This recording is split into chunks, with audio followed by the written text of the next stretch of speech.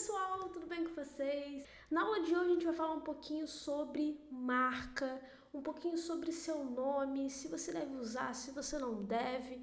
Basicamente eu vou te mostrar o caminho que eu segui, né, para começar nessa área que é o design, tá? Então eu quis trazer essa aula para vocês porque eu sinto que vocês têm muita dificuldade. Pô, Carol, uso o meu nome, uso a minha marca. O que eu preciso fazer de fato, né, para começar a ter resultado, a ter retorno, né? O que eu preciso fazer? Então, eu quis trazer essa aula para vocês, justamente para a gente poder falar um pouco mais sobre isso. Deixa eu abrir aqui.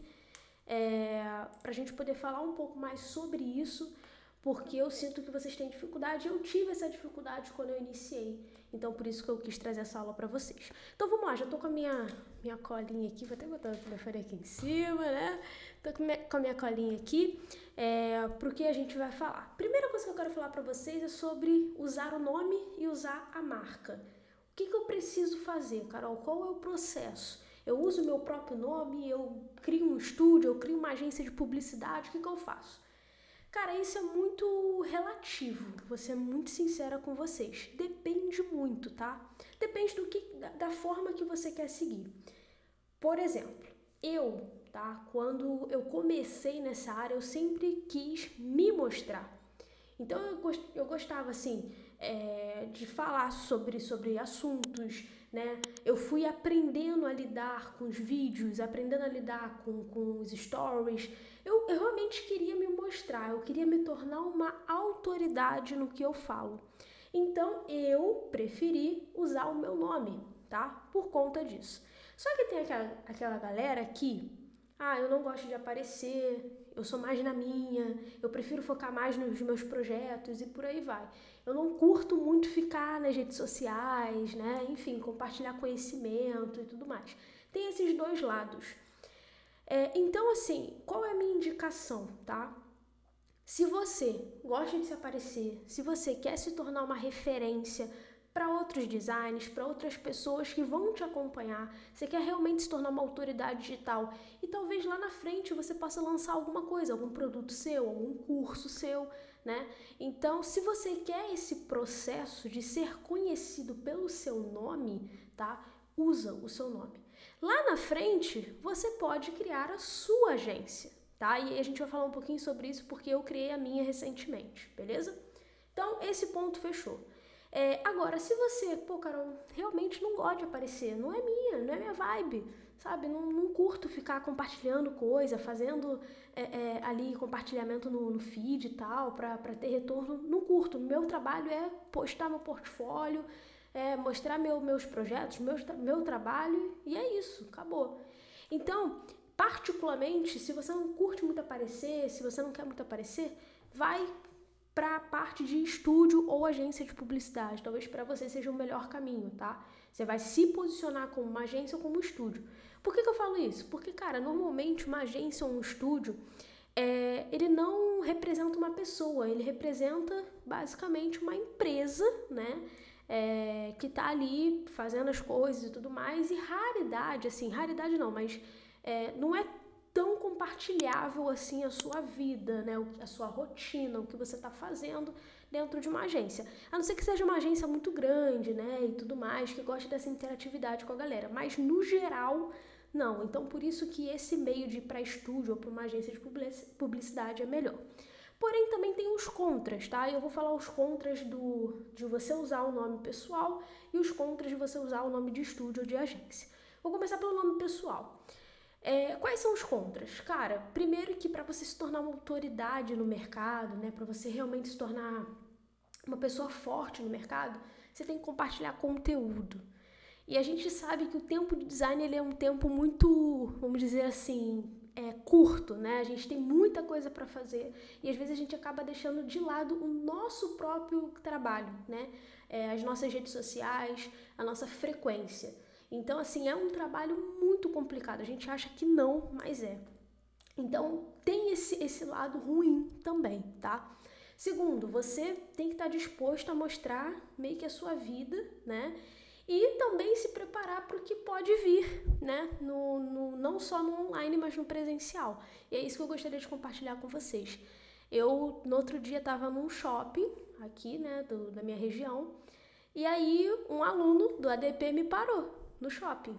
E assim, eu fiquei, nossa, um aluno me parou, nunca tinha acontecido isso. E aí a gente conversou e tal, não sei o que, beleza, passou. E aí, logo depois, assim, acho que passou quase um mês, mais ou menos, eu tava na praia e uma pessoa me parou. Nossa, você é Caroline e tal. Eu falei, sou. Tipo, é uma coisa muito diferente, né, na sua vida. E aí a gente conversou, tirou foto e tal, beleza. Passou mais um tempo, eu tava na minha faculdade e aí uma menina me parou. Aí ela falou assim, nossa, você é a Carol, né? Eu tomei até um susto na hora, porque eu tava assim, distraída no celular. Eu falei, só. Aí ela, eu conheço você pelo YouTube, sou fã dos seus trabalhos, do seu conteúdo e tudo mais. Cara, isso é, tipo, sensacional. É a melhor sensação da vida. E eu nunca esperava isso, porque assim, tudo bem, eu tenho mais de 40 mil seguidores no Instagram, mas você nunca tá preparada pra isso, sabe? Então foi uma experiência, assim, tipo, surreal. Então a gente tem que estar preparado para esses tipos de momento também, tá? A gente tem que estar preparado. Já teve gente que me mandou mensagem, nossa, eu te vi treinando, eu treinava no Engenhão. Nossa, eu te vi treinando, mas fiquei com vergonha de falar com você, sabe? Tipo, coisas assim.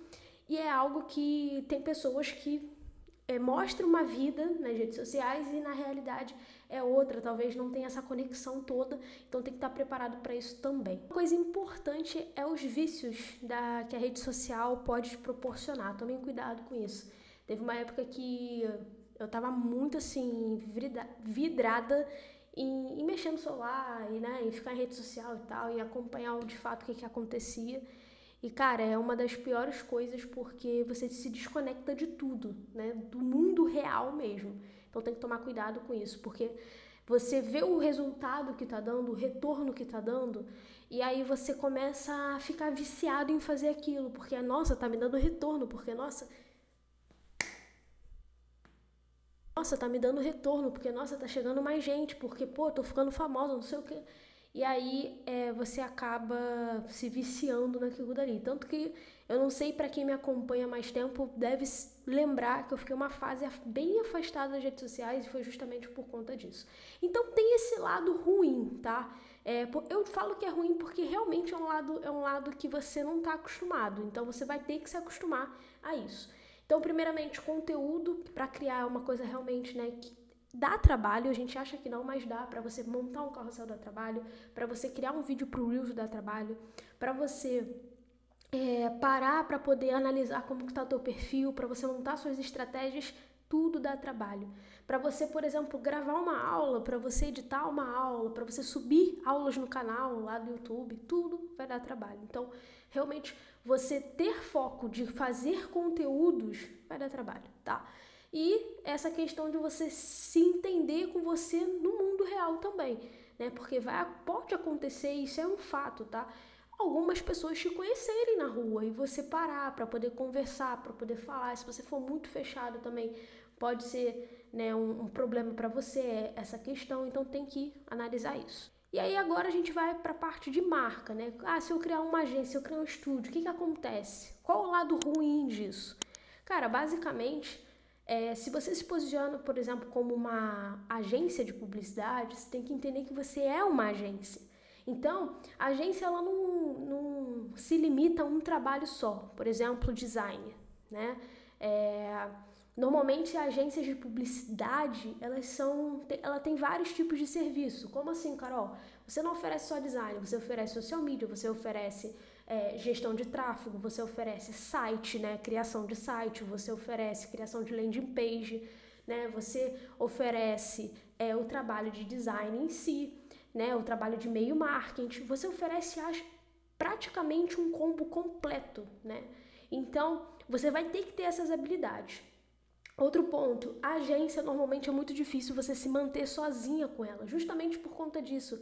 Você vai ter que ter pessoas ali com você para poder fazer essa agência dar certo.